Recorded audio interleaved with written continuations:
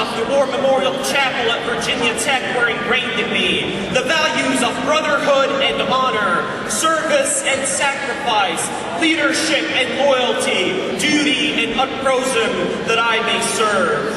Through those invaluable experiences and many others, I have learned that impossible is nothing. It's nothing but a small word thrown around by little men who would rather live in a world that is handed to them than explore the opportunities that they have to change it.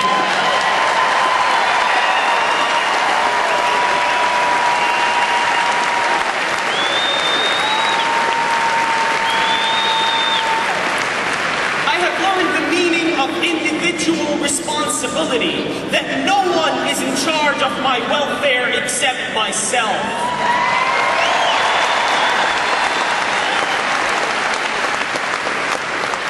And I have learned that diversity is embracing your new culture rather than expecting the culture to embrace you.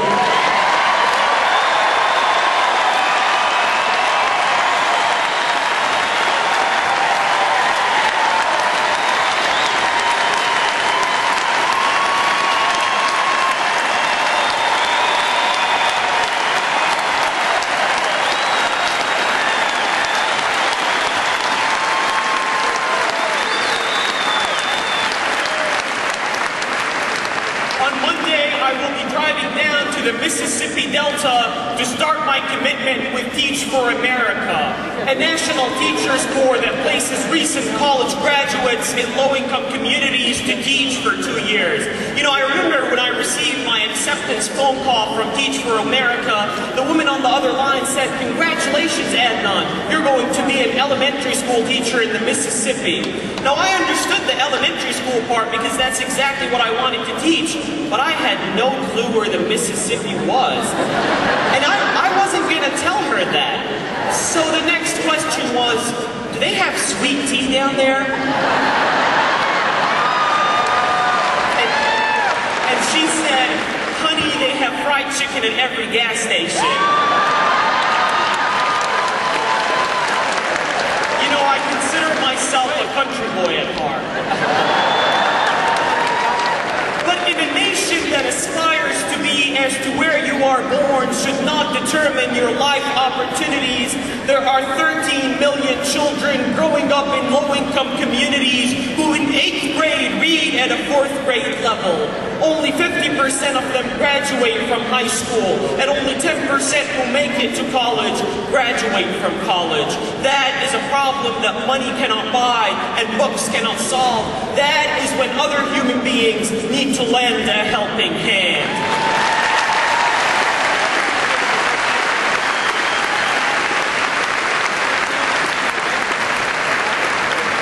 When Mr. Donald Huffman and Congressman Bob Goodlatte heard the journey that I just shared with you, they told me, "Adnan, you do not deserve to be a man without a country."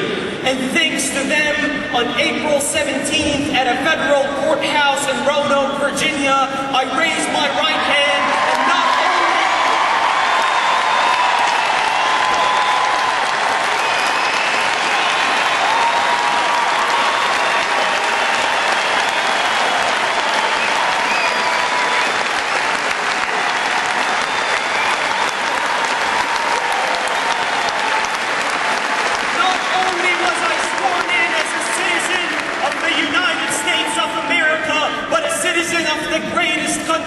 on the face of this planet.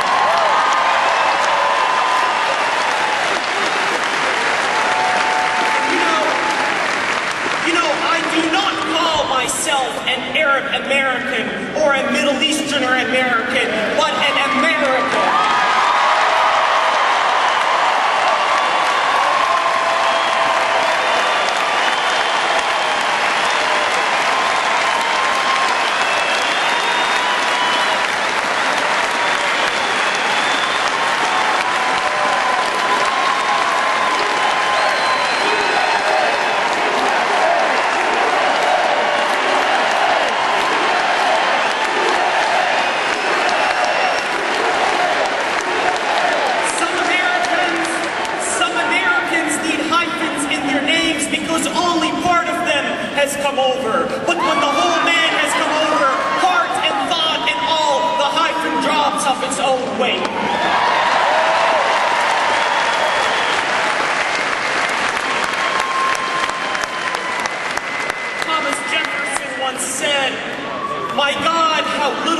my countrymen know what precious blessings they are in possession of, and which no other people on earth enjoy.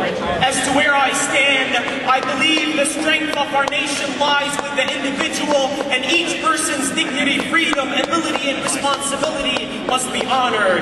I believe free enterprise and encouraging individual initiative have brought this nation opportunity, economic growth, and prosperity. I believe government must practice fiscal responsibility and allow individuals to keep more of the money that they earn.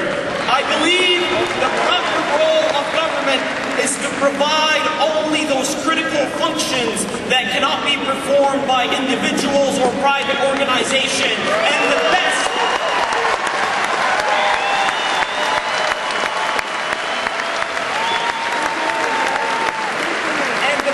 government is that which governs least.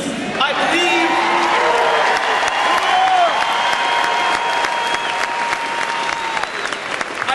Americans must retain the principles that have made us strong while developing new and innovative ideas to meet the challenges of changing times. I believe Americans value and should preserve our national strength and pride while working to extend peace, freedom, and human rights throughout the world.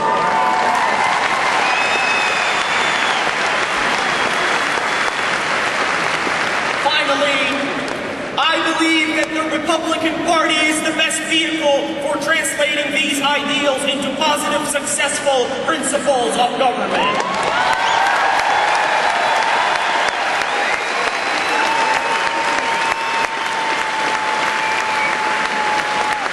Ronald Reagan once said, "If we ever forget that we are one nation under God, then we will be one nation gone under."